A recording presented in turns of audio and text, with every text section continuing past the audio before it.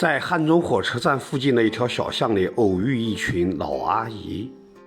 你看，这外地游客到汉中来是人手一盒核桃馍呀。哎呀，汉中的核桃馍还挺火的啊！你看，他们是外地的吧？是吧？外地的就。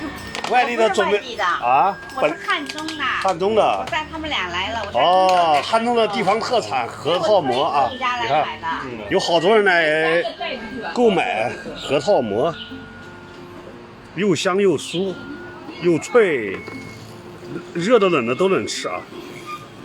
最多的一次能买多少？卖，哎呦，10几20盒。提前他给收了。哦，很多外地游客到汉中来玩啊，走的时候都要带点汉中核桃馍到外地去。这不愧是汉中著名的地方特产啊。